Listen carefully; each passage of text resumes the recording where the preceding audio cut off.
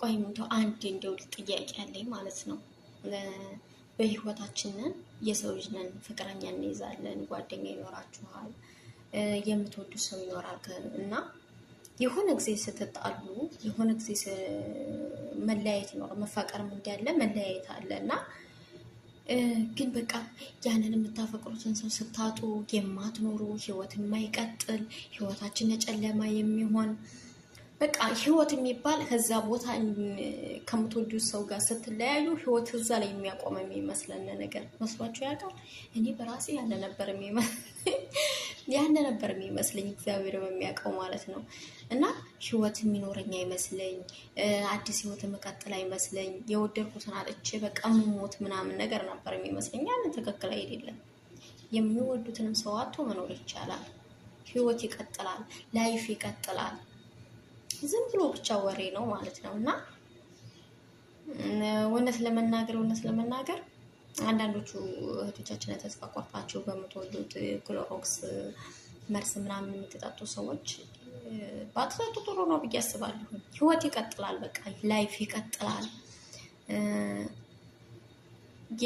የምትወጁ ቢሄድ የሚወጁ ደግሞ ይመጣል ማለት ነው። እና አንዳንድ ጊዜ ደግሞ ችግር የምትሆኑብን ሰዎች አላችሁ ማለት ነው። አብረናችሁ ስንሆን አብረናችሁ ስንወዳችሁ ስናፈቅራችሁ ፍቅር ያልሰጣችሁን ክብር ያልሰጣችሁን ከህርና በኋላ ደግሞ እንደ አዲስ የእናንተ ፍቅራችሁ የሚያገረሽ ሰዎች ጥንቃቄ አድርጉ።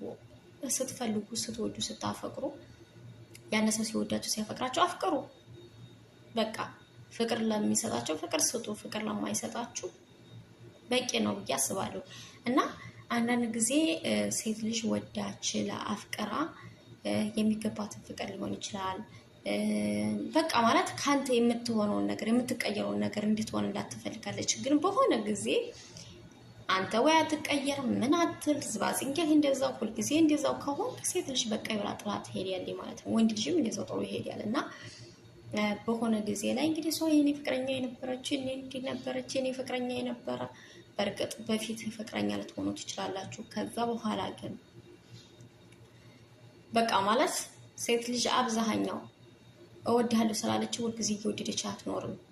የሆነ ጊዜ ችላ በቃ ትግስቷ ሲያልቅ ጥላት ትሄዳለች። ጥላ በሄደች ሰዓት አይ አይደለም እሷ እኮ እንደዚህ ከዳተኛ እንደዚህ ሴት ልጅ አትከዳም። ለምትወደው ለምታፈቅረው ትሞታለች፣ ትሰዋለታለች ማለት ነው። ግን በሆነ ጊዜ ችላ በቃ ስትል ትሄዳለች ማለት ነው።